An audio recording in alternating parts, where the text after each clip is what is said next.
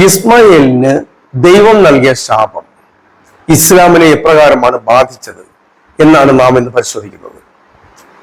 ഇതിലേക്കായി Abraham, Sara, Hagar എന്നിവരെ കുറിച്ച് നമുക്ക് മനസ്സിലാക്കാം. ആത്മാവിലും സത്യത്തിലും ഏക ദൈവത്തെ ആരാധിച്ച വിശ്വാസികളുടെ പിതാവായ അബ്രഹാം തന്റെ ഭാര്യയുടെ വാക്ക് കേട്ടെടുത്ത തീരുമാനം മനുഷ്യരാശിക്ക് തന്നെ വലിയ ശാപത്തിന് കാരണമായി. അബ്രഹാമിന് ഭാര്യയായ സാറയിൽ ജനിക്കുന്ന ആദ്യ ജാതനായ ഇസഹാക്കിലൂടെ ലോകത്തിലെ സകല വംശങ്ങളും അനുഗ്രഹിക്കപ്പെടുന്ന വാഗ്ദത്ത തലമുറ ഉണ്ടാകുമെന്നാണ് ദൈവം അബ്രഹാമിന് നൽകിയ അനുഗ്രഹം. ദൈവം അരുൾ ചെയ്തു. ഉൽപ്പത്തി പുസ്തകം 12:3, ഞാൻ നിന്നെ വലിയൊരു ജാതിയാക്കും, നിന്നെ അനുഗ്രഹിച്ച് നിന്റെ പേർ വലുതാക്കും, നീ ഒരു അനുഗ്രഹമായിരിക്കും. നിന്നെ അനുഗ്രഹിക്കുന്നവരെ ഞാൻ അനുഗ്രഹിക്കും, നിന്നെ ശപിക്കുന്നവരെ ഞാൻ ശപിക്കും. നിന്നിൽ ഭൂമിയിലെ സകല വംശങ്ങളും അനുഗ്രഹിക്കപ്പെടും. ഈ അനുഗ്രഹം നൽകിയത് ദൈവം നേരിട്ടാണെന്ന് നാം ഓർമ്മ വെക്കേണ്ടതാണ്. ഈ അനുഗ്രഹം ഭൂമിയിൽ നടപ്പാകേണ്ടതുണ്ടായിരുന്നു. എന്നാൽ വർഷങ്ങൾ കഴിഞ്ഞിട്ടും സാറയിൽ പുത്രൻ ജനിക്കാത്തതിനാൽ സാറയുടെ ദാസിയും മിസ്രൈമിലെ വിഗ്രഹ ആരാധകയുമായ ഹാഗറിനെ വെപ്പാട്ടിയായി സ്വീകരിച്ച് അവളിൽ തലമുറയുണ്ടാക്കുവാൻ ഭാര്യയായ സാറ അബ്രഹാമിനെ പ്രേരിപ്പിച്ചു. അബ്രഹാം അതനുസരിച്ചു. അങ്ങനെ ദാസിയായ ഹാഗർ ഗർഭിണിയായി. ഇത് ദൈവഹിതത്തിന് എതിരായിരുന്നു. അതിനാൽ ഏക ദൈവ വിശ്വാസിയായ അബ്രഹാമിന് വിഗ്രഹ ആരാധകയായ ഹാഗറിൽ ജനിക്കുന്ന മകൻ ഇസ്മായേലിന്റെ ജനനത്തിൽ ദൈവം ശാപം നൽകി. ഉൽപ്പത്തി പുസ്തകം 16-ാം അധ്യായം 10 മുതൽ 12 വരെയുള്ള വാക്യങ്ങൾ. യഹോവയുടെ ദൂതൻ ഹാഗാറിനോട്, ഹാഗാർ എന്ന് വെച്ചാൽ ഇസ്ലാമിൽ ഹാജറ ബീവി, അവരോട് പറഞ്ഞു, ഞാൻ നിന്റെ സന്തതിയെ ഏറ്റവും വർദ്ധിപ്പിക്കും, അത് എണ്ണിക്കൂടാതെ വണ്ണം പെരുപ്പമുള്ളതായിരിക്കും. നീ ഗർഭിണിയല്ലോ, നീ ഒരു മകനെ പ്രസവിക്കും. യഹോവ നിന്റെ സങ്കടം കേൾക്കുകൊണ്ട് അവന് ഇസ്മായേൽ എന്ന് പേര് വിളിക്കണം. അവൻ കാട്ടുകഴുതയെ പോലുള്ള മനുഷ്യനായിരിക്കും.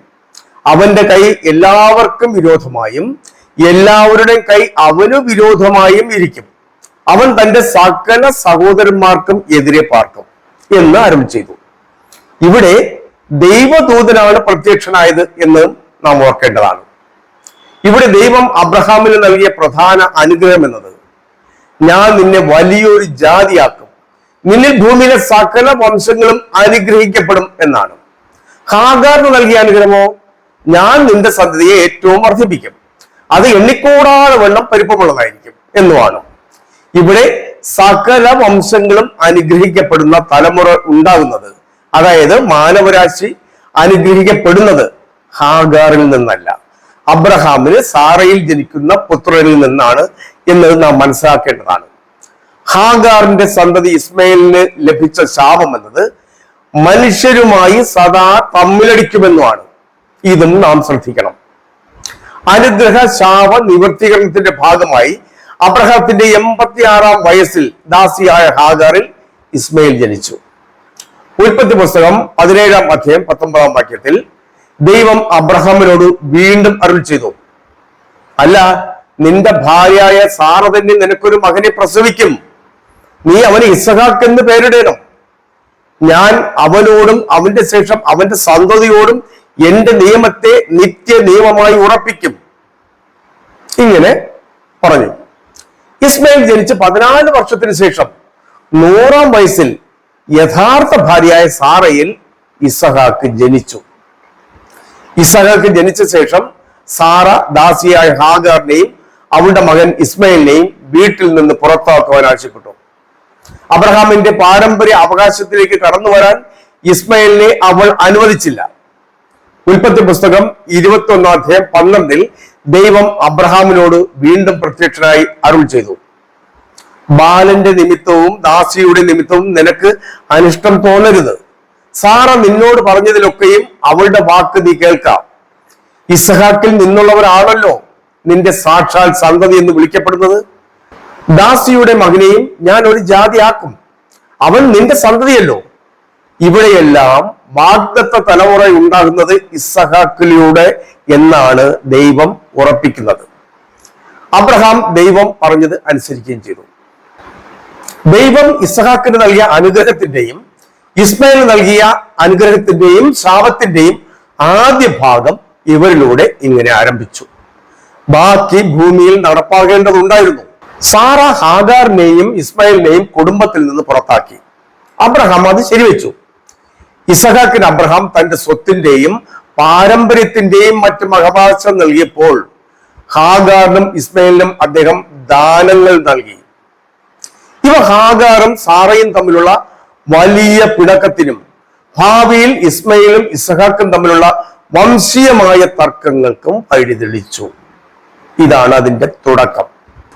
അബ്രഹാമിന് ആദ്യം ജനിച്ച മകൻ ദാസിയിൽ ജനിച്ച ഇസ്മായിൽ ആണെങ്കിലും യഹൂദ നാട്ടു നടപ്പ് പ്രകാരം ആദ്യജാതൻ യഥാർത്ഥ ഭാര്യയിൽ ജനിച്ച മകനായ ഇസ്ഹാക്കാണ്. നമ്മുടെ നാട്ടിലും ഈ നാട്ടു നടപ്പൊക്കെ ഉണ്ട്. ഭർത്താവിന് മറ്റു സ്ത്രീകളിൽ മറ്റു മക്കളുണ്ടായാലും യഥാർത്ഥ ഭാര്യയിൽ ജനിക്കുന്ന മക്കളെ മാത്രമേ സമൂഹം അയാളുടെ തലമുറയിൽപ്പെടുന്ന മക്കളായി അംഗീകരിക്കുകയുള്ളൂ. ഉൽപ്പത്തി പുസ്തകം 26-ാം അധ്യായം 3 മുതൽ 4 വരെയുള്ള വാക്യങ്ങൾ നോക്കാം. ഇതിൽ ഇസ്ഹാക്കിനും ദൈവം പ്രത്യക്ഷനായി അബ്രഹാമിന് നൽകിയ അനുഗ്രഹം ആവർത്തിച്ചു എന്ന് കാണാവുന്നതാണ്. അബ്രഹാമീയ പരമ്പരയിൽ വിശ്വസിക്കുന്നവർ ദൈവം നൽകിയ ഈ കൽപ്പനകൾ വിശ്വസിക്കുവാനും അനുസരിക്കുവാനും ബാധ്യസ്ഥരാണ്. ഇസ്ഹാക്കിന്റെ തലമുറയിൽപ്പെട്ട പലർക്കും ദൈവദൂത ദർശനം ഉണ്ടായിട്ടുണ്ട്.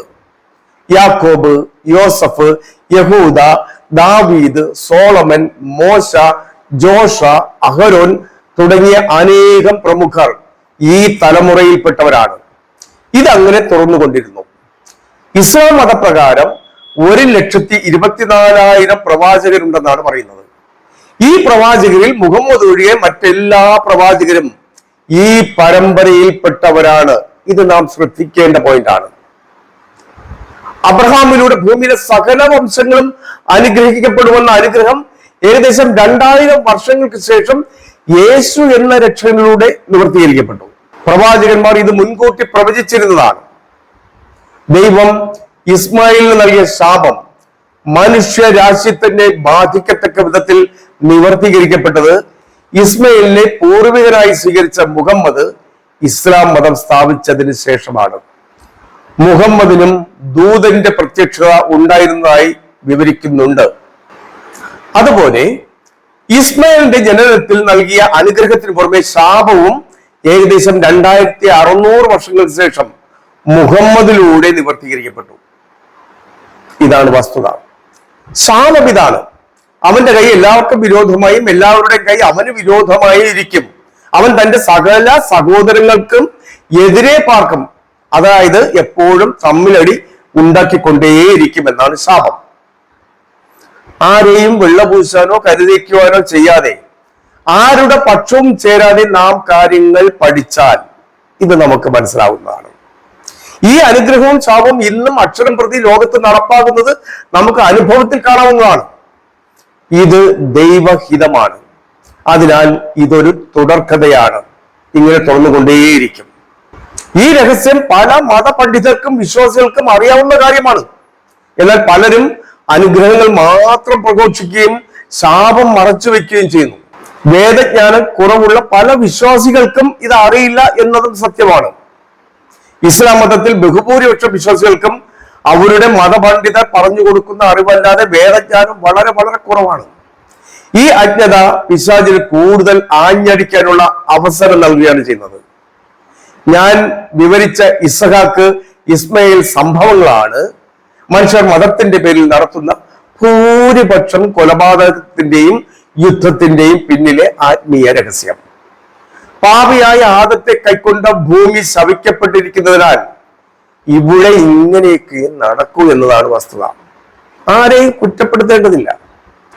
ദൈവം അനുഗ്രഹിച്ച അബ്രഹാമിന്റെ പാരമ്പര്യത്തിലേക്ക് 3 മാർഗത്തിലൂടെ ഇന്നും മനുഷ്യർക്ക് പ്രവേശിക്കാവുന്നതാണ്.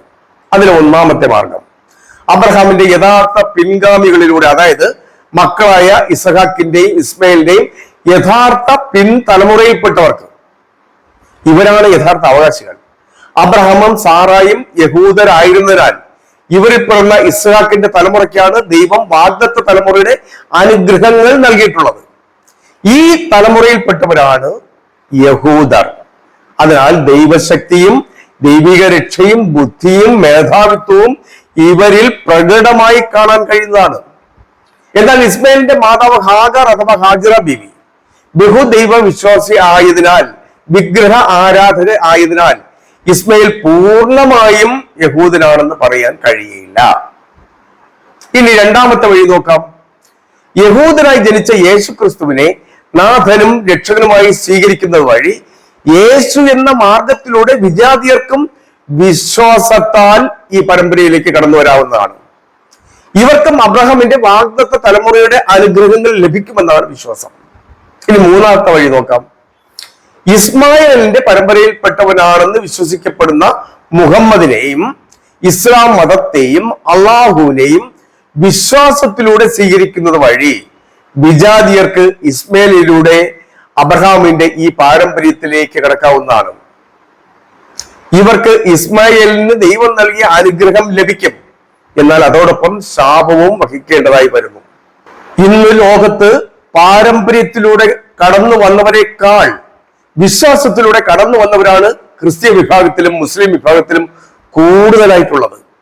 ഭാരതത്തിലുള്ള മിക്കവാറും എല്ലാ ക്രിസ്ത്യാനികളും മുസ്ലിങ്ങളും പാരമ്പര്യത്തിലൂടെ അല്ല, മറിച്ച് വിശ്വാസത്തിലൂടെ അബ്രഹാമിന്റെ പരമ്പരയിലേക്ക് കടന്നു വന്നവരാണ്.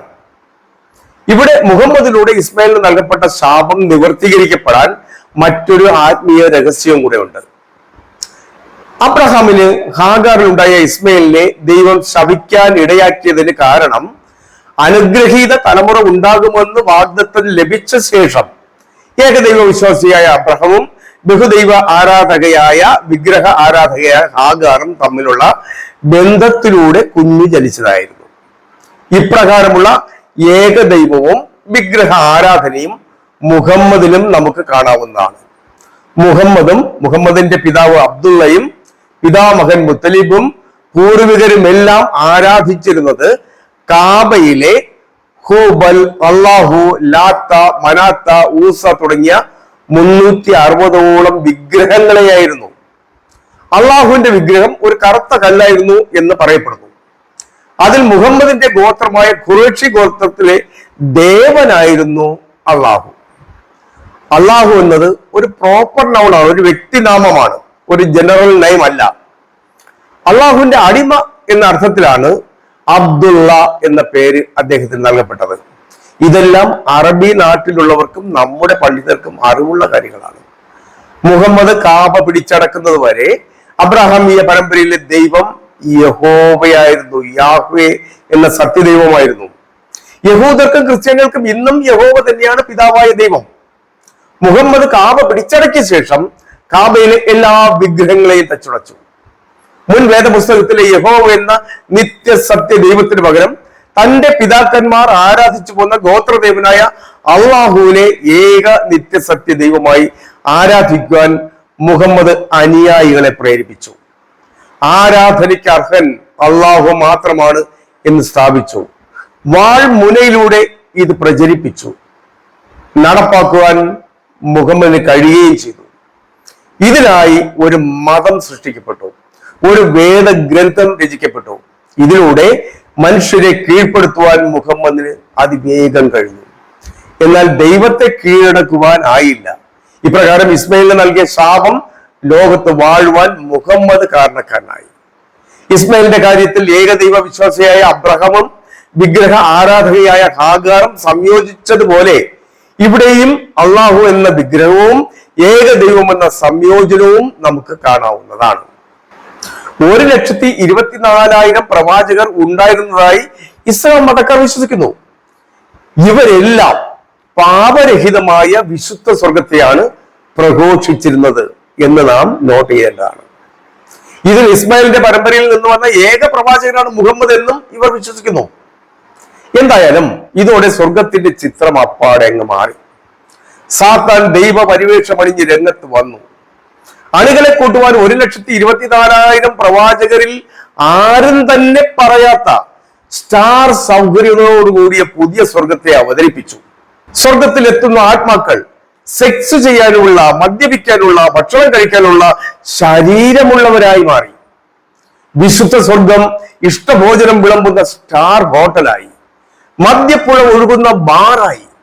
1:72 റേഷ്യ പ്രകാരമുള്ള ഹൂറികളെ കൊണ്ട് നിറഞ്ഞ വേശ്യാലയമായി. തക്കിയും പാപങ്ങളും മത നിയമ വിധേയമാക്കി. കൊലപാതകം ദൈവത്തിനുള്ള വഴിപാടായി. പരസ്പര സ്നേഹത്തിന് പകരം വിജാതീയ വിദ്വേഷവും വിജാതീയ കൊലപാതകവും മതത്തിന്റെ ഭാഗമായി. സ്വജാതീയരിലും കുറ്റം കണ്ടെത്തി. അനേകായിരം സ്വജാതീയരും, അതായത് മുസ്ലിങ്ങളും, സാത്താന്റെ കൂട്ടക്കുരുതിക്ക് പാത്രമായി. കൂടുതൽ പേരെ കൊന്നാൽ കൂടുതൽ പുണ്യമെന്നത് മതവാക്യമായി. ചെറിയ പാപം പോലും പൊറുക്കാതെ ആദത്തെയും ഹവ്വയെയും പുറത്താക്കിയ സ്വർഗം മതത്തിന്റെ പേരിൽ പാപം ചെയ്യുന്ന വലിയ കൊലയാളികളെ 2 കൈ നീട്ടി സ്വീകരിക്കുന്ന സ്വർഗമായി മാറി. സത്യദൈവം കൊലയാളികളെ നയിക്കുന്ന ഗുണ്ട തലവനായി. സ്വന്തം സൃഷ്ടിയായ മനുഷ്യ മക്കളുടെ രക്തം ദാഹിക്കുന്ന ദുഷ്ട പിതാവായി. മനുഷ്യരുടെ മോഹങ്ങളെ ചൂഷണം ചെയ്ത് സാത്താൻ മനുഷ്യരിലൂടെ ഹൃദയം കീഴടക്കി. ഇതെല്ലാം സാത്താന്റെ നിയമപുസ്തകത്തിലെ വാക്യമാണെന്നത് മനുഷ്യർ ബോധപൂർവം അവഗണിച്ചു. സെക്സ്, മദ്യവും ലഹരിയും ഇഷ്ടഭോജനവുമെല്ലാം ഭൂമിയിലെ ജഡമുള്ള മനുഷ്യരുടെ ആവശ്യങ്ങളാണെന്നുള്ള കാര്യം മനുഷ്യർ ബോധപൂർവം മറക്കുന്നു. ഇവിടെ മുഹമ്മദ് വേട്ടക്കാരനെന്ന് തോന്നാം, പക്ഷെ വാസ്തവം അതല്ല. മുഹമ്മദും അണികളും ശാപ നിവർത്തീകരണത്തിന്റെ ഭാഗമായ ഇരകളാണ്. ആത്മീയ കോളത്തിൽ മോഷ്ടിക്കുക, കൊല്ലുക, നശിപ്പിക്കുക തുടങ്ങി സകല തിന്മകളുടെയും അധിപനാണ് സാത്താൻ. പിശാചിന്റെ സ്വാധീനമുള്ളവർക്ക് ഈ പ്രവൃത്തികൾ ചെയ്യാനാകും. ഇതിന് സ്വജാതീയനും വിജാതീയനും ഇല്ല. ഇവ ദൈവ പ്രവൃത്തിയായി നാം കരുതിയാൽ പിന്നെ സാത്താന്റെ പ്രവൃത്തി എന്താണ്? സ്വർഗം അവിശുദ്ധമായാൽ പിന്നെ വിശുദ്ധി എവിടെയാണ്? നരകത്തിലാണോ? മനസ്സിലും ഹൃദയത്തിലും യഹൂദ, ക്രിസ്തീയ, വിജാതീയ വിദ്വേഷം നിറച്ചിട്ട് പൂർണ്ണ മനസ്സോടെ, പൂർണ്ണ ഹൃദയത്തോടെ, ആത്മാവിലും സത്യത്തിലും ദൈവത്തെ ആരാധിക്കുവാൻ എങ്ങനെ കഴിയും? കഴിയില്ലെന്നാണ് ദൈവവചനം പറയുന്നത്.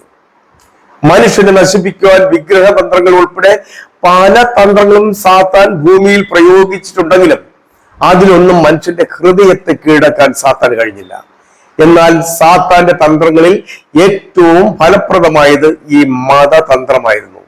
ഇതിലൂടെ മനുഷ്യരുടെ ഹൃദയം കീഴടക്കുവാൻ സാത്താന് അതിവേഗം കഴിഞ്ഞു എന്നാണ്.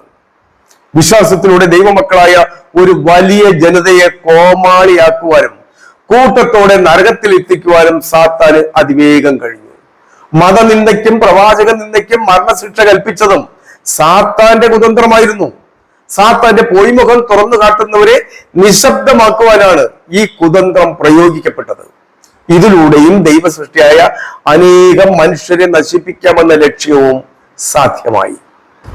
മനുഷ്യരെ കൊല്ലരുത് എന്നത് ദൈവം മോശയ്ക്ക് എഴുതി നൽകിയ 10 കൽപ്പനകളിൽപ്പെട്ടതാണ്. രക്തപാതകം മഹാപാപമാണ്, കൊല്ലുന്നവൻ നരകത്തിലേക്ക് എറിയപ്പെടും എന്ന ദൈവകൽപ്പനയെ മറച്ചു വെച്ചുള്ള സാത്താന്റെ തന്ത്രങ്ങളായിരുന്നു ഇവയെല്ലാം. ഇതിന് ആദത്തിലൂടെ ഭൂമിക്കുണ്ടായ ശാപവും ഇസ്മായിലിന് ലഭിച്ച ശാപത്തിന്റെ പിൻബലവും ഉണ്ടായിരുന്നു. എന്നാൽ വസ്തുത അറിയാതെ ലോകർ മുഹമ്മദ് നബിയെയും ഖുറാനെയും കുറ്റപ്പെടുത്തുന്നത് ഇന്നും സാധാരണമാണ്. ക്ലബ് ഹൗസിൽ നമുക്കിത് ധാരാളം കാണാൻ കഴിയുന്നതാണ്.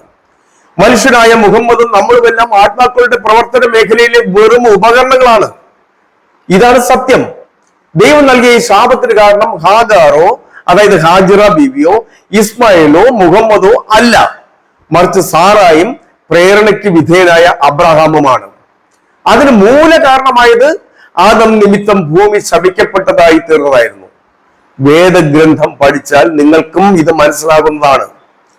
ഭൂമി ശപിക്കപ്പെടാൻ ഇടയായത് ഹവ്വ ആദത്തെ പ്രേരിപ്പിച്ച് ദൈവകൽപ്പനയ്ക്ക് വിരുദ്ധമായി ചെയ്ത പ്രവൃത്തിയുടെ പരിണിത ഫലമാണെങ്കിൽ ആ ശാപത്തിന് ആക്കം കൂട്ടിയത് സാറ അബ്രഹാമിനെ പ്രേരിപ്പിച്ച് ദൈവകൽപ്പനയ്ക്ക് വിരുദ്ധമായി ചെയ്ത പ്രവൃത്തിയാണ്. യേശുവും മുഹമ്മദും യഥാക്രമം ദൈവം നൽകിയ അനുഗ്രഹത്തിന്റെയും ശാപത്തിന്റെയും നിവർത്തീകരണമാണ്. ഇവരെല്ലാം വലിയൊരു ജനതയാകുമെന്നത് ദൈവം നൽകിയ അനുഗ്രഹമാണ്. അപ്രകാരം എല്ലാവരും ആയിട്ടുമുണ്ട്. ദൈവം നൽകിയ അനുഗ്രഹവും ശാപവും നിവർത്തിയാകുന്നതിന് ഇരുഭാഗത്തും ദൈവദൂതന്റെ സന്ദർശനം പല പ്രാവശ്യം ഉണ്ടായതായി വേദഗ്രന്ഥങ്ങളിൽ കാണാവുന്നതാണ്. ദൈവകൽപ്പനകൾ ഏതായാലും അത് നടപ്പാക്കുകയാണ് ദൂതന്മാരുടെ ജോലി. അത് അനുഗ്രഹം നടപ്പാക്കാനായാലും ശരി, ശാപം നടപ്പാക്കാനായാലും ശരി, അവരുടെ സന്ദർശനം ഉണ്ടാകും. സാത്താനും ദൈവത്തിന്റെ കീഴിലാണെന്നുള്ള കാര്യം നാം മറക്കരുത്. സാത്താനും ദൈവദൂത വേഷം അണിയാറുണ്ട് എന്നത് വേദപുസ്തകത്തിൽ ഉള്ളതാണ്. ഇവിടെ അനുഗ്രഹിക്കപ്പെട്ട തലമുറയിലെ ഇസഹാക്കിനെയും യാക്കോബിനെയും ദൂതർ സന്ദർശിച്ചതുപോലെ അനുഗ്രഹവും ശാപവും ലഭിച്ച തലമുറയിലെ മുഹമ്മദിനെയും ദൂതൻ പല തവണ സന്ദർശിച്ചതായി കാണാവുന്നതാണ്. ഇതെല്ലാം ദൈവകൽപ്പന നടപ്പാക്കുന്നതിലേക്കാണ്. അനുഗ്രഹത്തിന്റെയും ശാപത്തിന്റെയും പ്രതിഫലനങ്ങൾ ഇന്ന് ഭൂമിയിൽ നമുക്ക് കാണാവുന്നതാണ്. ഭൂമിയിലെ ഇതുവരെയുള്ള അനുഭവങ്ങൾ ഇതിന് സാക്ഷ്യം നൽകുന്നതാണ്. തിരിഞ്ഞു നോക്കിയാൽ നമുക്കിത് മനസ്സിലാകും. നമ്മുടെ ഇഷ്ടപ്രകാരം ഒരു പക്ഷം ചേർന്ന് വെള്ള പൂശിയിട്ട് ഒരു കാര്യവുമില്ല, കുറ്റപ്പെടുത്തിയിട്ടും കാര്യമില്ല. ഫലത്തിൽ നിന്നും സത്യം വെളിവാകുന്നതാണ്. അത് നിങ്ങൾക്ക് തിരിച്ചറിയാൻ ഇപ്പോൾ കഴിയുന്നതുമാണ്. ഒരു സത്യം നിങ്ങൾ മനസ്സിലാക്കണം: സർവപ്രപഞ്ചവും ദൈവത്തിന്റെ കീഴിലാണ്. എന്നാൽ ഈ ഭൂമിയിൽ വാഴ്ച നടത്തുന്നത് ദൈവമല്ല, സാത്താനാണ്. മനുഷ്യരുടെ സ്വഭാവത്തിൽ പൈശാചികത കടന്നു വരാൻ കാരണം ഇതാണ്. മിക്ക മനുഷ്യരുടെയും സംസാരത്തിൽ നിന്നും സ്വഭാവത്തിൽ നിന്നും വേഷവിധാനത്തിൽ നിന്നും ഇത് നമുക്ക് മനസ്സിലാകുന്നതാണ്. ദൈവം ക്രിസ്തുവിനെ ഭൂമിയിലേക്ക് രക്ഷകനായി അയച്ചത് മനുഷ്യരെ പറ്റിക്കുന്ന സാത്താന്റെ ഈ പ്രവൃത്തികൾ മൂലമാണ്. ദൈവത്തിന്റെ ആത്മാവ് പേറുന്ന മനുഷ്യരിൽ നിന്നും പിശാച് അപഹരിച്ച നന്മകളും സമാധാനവും സ്വസ്ഥതയും ആരോഗ്യവും സ്നേഹവും മറ്റും വീണ്ടെടുത്ത് നൽകുന്ന നിത്യനായ വീണ്ടെടുപ്പ് ശക്തിയായിട്ടായിരുന്നു ദൈവം ക്രിസ്തുവിനെ ഭൂമിയിലേക്ക് അയച്ചത്. എല്ലാ യാഗങ്ങളെയും നീക്കിക്കൊണ്ടുള്ള ക്രിസ്തു യേശുവിന്റെ അന്ത്യയാഗവും അതിനായിട്ടായിരുന്നു. മനുഷ്യർ തമ്മിലടിച്ച് നരകത്തില് വിറകുള്ളി ആകുന്നതിന് മുമ്പ് ഈ ആത്മീയ സത്യങ്ങൾ നാം മനസ്സിലാക്കിയിരിക്കണം. ഭൂമി ശപിക്കപ്പെട്ടിരിക്കുന്നതിനാൽ ഈ വിദ്വേഷവും മതക്കൊലയുമൊക്കെ ഇവിടെ ഒരു തുടർക്കഥയാണ്. ഇതിന് വിരാമമില്ല. നാം ഇതെല്ലാം സഹിക്കേണ്ടിയിരിക്കുന്നു. സൂക്ഷിച്ചാൽ കുറെയൊക്കെ അകറ്റാമെന്നേ ഉള്ളൂ. പക്ഷെ പൂർണ്ണമായും തുടച്ചു നീക്കാൻ കഴിയില്ല. ഇതാണ് സത്യം. കാരണം പരിശുദ്ധാത്മാവിന്റെ സഹായമില്ലാതെ പിശാചിന്റെ പ്രലോഭനങ്ങളെയും തന്ത്രങ്ങളെയും എല്ലാ മനുഷ്യർക്കും അതിജീവിക്കാൻ കഴിയുകയില്ല. പിശാച് സ്വാധീനിച്ച അത്തരക്കാരിലൂടെ പലതും ചെയ്യുവാനും സാത്താന് കഴിയും. ബുദ്ധിയുടെ ഫലം ഭക്ഷിച്ചതിനാൽ മനുഷ്യരെ ഇവയെല്ലാം തിരിച്ചറിയാനുള്ള ബുദ്ധിയും വിവേകവും ലഭിച്ചിട്ടുണ്ട്. അത് അന്ധവിശ്വാസത്തിൽ തളച്ചിടാതെ പ്രവർത്തിച്ചാൽ പിശാചിന്റെ ഈ ദുർപ്രവർത്തികളെ മനസ്സിലാക്കുവാനും അവയിൽ നിന്ന് രക്ഷ പ്രാപിക്കുവാനും മനുഷ്യർക്ക് കുറെയൊക്കെ കഴിയും. മനുഷ്യർ ദൈവത്തെ നന്നാക്കേണ്ട ആവശ്യമൊന്നുമില്ല. സർവപ്രപഞ്ചത്തിന്റെയും നാഥനും സർവശക്തനുമായ ദൈവത്തിന് ഗുണ്ടാപ്പണി ചെയ്യുകയും വേണ്ട. ആദ്യം സ്വയം രക്ഷ നേടാൻ നോക്കൂ.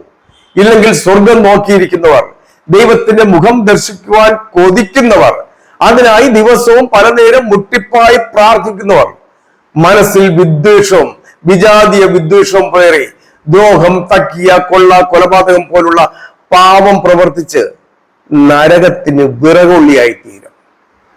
വേണ്ടപ്പെട്ടവരിലൂടെയാണ് പിശാച് നമുക്ക് പണി തരുന്നത്. ഇതിനുള്ള ഉദാഹരണങ്ങളാണ് ബൈബിളിലെ ഹവ്വയും സാറായും, ദലീലയും യൂദാസും എല്ലാം. ഇപ്പോഴും നമ്മെ വഴിതെറ്റിക്കുന്നതും നശിപ്പിക്കുന്നതും കൂടുതലും വേണ്ടപ്പെട്ടവർ തന്നെയാണ്. സത്യം മറച്ചു വെച്ച് നമ്മെ പഠിപ്പിക്കുന്നവർ തന്നെയാണ് ഇതിനൊക്കെ കാരണക്കാരൻ.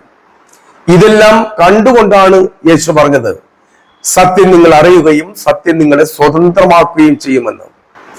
1400 പരം വർഷങ്ങളായി യഹൂദ വിദ്വേഷം, ക്രിസ്തീയ വിദ്വേഷം, വിജാതീയ വിദ്വേഷം തുടങ്ങിയ ശാപം ഇവിടെ നിലനിൽക്കുന്നുണ്ട്. തലമുറകൾ കൈമാറി ഈ അടങ്ങാത്ത പക ഇപ്പോഴും തുടരുകയാണെങ്കിൽ അതിന്റെ പിന്നിൽ പ്രവർത്തിക്കുന്നത് മനുഷ്യരല്ല, സാത്താനാണ്. മനുഷ്യർക്ക് ഇത്രയും കാലം വാശിയും വൈരാഗ്യവും ആരോടും സൂക്ഷിക്കാൻ കഴിയില്ല എന്ന് മനസ്സിലാക്കാവുന്നതേ ഉള്ളൂ. സത്യം തിരിച്ചറിഞ്ഞ് മനുഷ്യൻ സാത്താന്റെ ഉപകരണങ്ങളാകുന്നത് ബോധപൂർവം നിർത്തുക. അതിനുള്ള ബുദ്ധി ദൈവം നിങ്ങൾക്ക് നൽകിയിട്ടുണ്ട്. ഇല്ലെങ്കിൽ പിശാച് സ്വാധീനിച്ച ഇത്തരക്കാരിലൂടെ മറ്റുള്ളവരെ നശിപ്പിക്കുന്നതിനോടൊപ്പം ഇത്തരക്കാരെയും അവരുടെ രാജ്യത്തെയും നശിപ്പിക്കും. ഇത് ഈ ലോകത്തിൽ ഇന്ന് നമുക്ക് കാണാൻ കഴിയുന്ന പാഠമാണ്. ഒരു മതത്തെയും മനുഷ്യനെയും ഞാൻ കുറ്റപ്പെടുത്തുന്നില്ല. ആത്മാക്കളാണ് ഇവിടെ നമ്മുടെ ഗതി വിഗതികൾ നിയന്ത്രിക്കുന്നത്. ആത്മജ്ഞാനമില്ലാത്ത മനുഷ്യർ വെറും കളിപ്പാവകളാണ്, ഇരകളാണ്. ആത്മീയ പഠനം എന്നാൽ ഭൂമിയിൽ ദൈവാത്മാക്കളും ദുരാത്മാക്കളും എന്ത് പ്രവർത്തിക്കുന്നു, എങ്ങനെ പ്രവർത്തിക്കുന്നു എന്ന പഠനം കൂടിയാണ്. ഫലത്തിൽ നിന്നും കാര്യങ്ങൾ തിരിച്ചറിയുവാൻ നാം പഠിക്കണം. മനസ്സിൽ മറ്റുള്ളവരോട് വിദ്വേഷമോ ശത്രുതയോ ഉണ്ടെങ്കിൽ അവരിൽ ദുരാത്മാവ് കുടികൊള്ളുന്നു എന്നതാണ് ആത്മീയ ഭാഷ്യം. ദിവസവും 100 തവണ പ്രാർത്ഥിക്കുന്നതിലല്ല, ഹൃദയം വിശുദ്ധമായി സൂക്ഷിക്കുന്നതിലാണ് കാര്യം. കാരണം ദൈവം വിശുദ്ധനാണ്. ആ വിശുദ്ധി ദൈവമക്കളിൽ ഉണ്ടാകണമെന്ന് ദൈവം ആഗ്രഹിക്കുന്നു. ദൈവം സ്നേഹമാണ്. സർവശക്തനായ ദൈവത്തിന് മനുഷ്യരായ കൊലയാളി ഗുണ്ടകളുടെ ആവശ്യവുമില്ല. സാത്താനാണ് കൊലയാളി.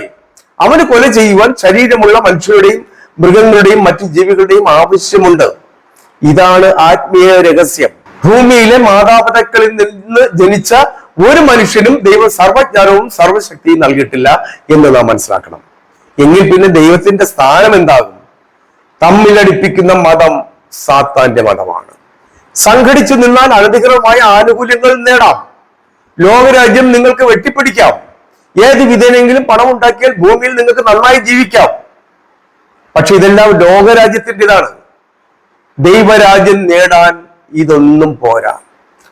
ലോകം മുഴുവൻ നേടിയാലും സ്വന്തം ജീവൻ നേടാൻ കഴിഞ്ഞില്ലെങ്കിൽ പിന്നെ എന്ത് പ്രയോജനം? മനസ്സിലാക്കുക, മതമല്ല വലുത്, ദൈവമാണ് വലുത്. മരണമല്ല വലുത്, നമ്മുടെ ഓരോരുത്തരുടെയും ജീവനാണ് വലുത്. വിദ്വേഷവും ശത്രുതയും അല്ല വലുത്, പരസ്പര സ്നേഹത്തോടുള്ള ജീവിതമാണ് വലുത്. മനുഷ്യർ മതഭേദമന്യേ ഏവരും ദൈവത്തിന്റെ സൃഷ്ടിയാണ്, ദൈവത്തിന്റെ മക്കളാണ്. ദൈവം തിരഞ്ഞെടുക്കാതെ ആരും സ്വർഗത്തിൽ പ്രവേശിക്കില്ല. അതിന് നാം യുദ്ധം ചെയ്യേണ്ടതില്ല, പാപം ചെയ്യാതിരുന്നാൽ മതി. ദൈവഭക്തരായ നമ്മിലൂടെയാണ് മറ്റുള്ളവർ പിതാവായ ദൈവത്തിന്റെ മഹത്വം ദർശിക്കേണ്ടത്. അതിനാൽ നാം ആരാധിക്കുന്ന പിതാവായ ദൈവത്തെ മറ്റുള്ളവർ അധിക്ഷേപിക്കാതിരിക്കുവാൻ, ദൈവത്തിന്റെ മഹത്വത്തിനെ മോശപ്പെടുത്തുന്ന തരത്തിലുള്ള വാക്കുകളും പ്രവൃത്തികളും നമ്മിൽ നിന്നും ഉണ്ടാകാതിരിക്കുവാൻ നാം ശ്രദ്ധിക്കണം. അബ്രഹാമിയ മതത്തിൽ നിങ്ങൾ വിശ്വസിക്കുന്നു എങ്കിൽ മറ്റുള്ളവരെ കൊല്ലാൻ ഇറങ്ങുന്നതിന് മുമ്പ് അബ്രഹാമിന് ലഭിച്ച അനുഗ്രഹത്തെക്കുറിച്ചും ഇസ്മായിലിന് ലഭിച്ച ശാപത്തെക്കുറിച്ചും അവയുടെ നിവൃത്തീകരണത്തെക്കുറിച്ചുമുള്ള ആത്മീയ രഹസ്യങ്ങൾ നിങ്ങൾ അറിഞ്ഞിരിക്കണം. ലോകത്ത് നടന്നുകൊണ്ടിരിക്കുന്ന കാര്യങ്ങളിൽ നിന്നും പാഠങ്ങൾ നിങ്ങൾ പഠിക്കണം.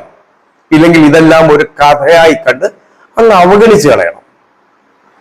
പരസ്പരം നിഷ്കളങ്കമായി സ്നേഹിക്കുവാൻ മതങ്ങൾ തടസ്സമാകുന്നുവെങ്കിൽ, മതം നമുക്ക് ദോഷമാകുന്നുവെങ്കിൽ, തിന്മയെ പോഷിപ്പിക്കുന്നുവെങ്കിൽ, വിദ്വേഷം നമ്മിൽ വസിച്ച് നമ്മുടെ ആത്മാവിനെ നശിപ്പിക്കുന്നുവെങ്കിൽ ഒരു മതത്തിലും വിശ്വസിക്കാതിരിക്കുകയാണ് ഉത്തമം.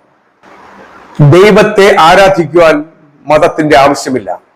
ദൈവം സ്നേഹമാണ്. ദൈവത്തെ സ്നേഹിക്കൂ, ദൈവം നിങ്ങളെ സ്നേഹിക്കും. പാപം ചെയ്യാതിരിക്കൂ. ദൈവം വിശുദ്ധനായാലും വിശുദ്ധി ഇഷ്ടപ്പെടുന്നവരാലും നാമും അന്ത്യത്തോളം വിശുദ്ധി കാത്തു സൂക്ഷിക്കുക. സ്വർഗം നിങ്ങൾക്കായി തുറക്കപ്പെടും. മതഭേദമന്യേ നിങ്ങൾക്ക് ഏവർക്കും നന്മകളും ഉണ്ടാകട്ടെ, അനുഗ്രഹങ്ങളും ഉണ്ടാകട്ടെ. ദൈവം നിങ്ങളെ സഹായിക്കും.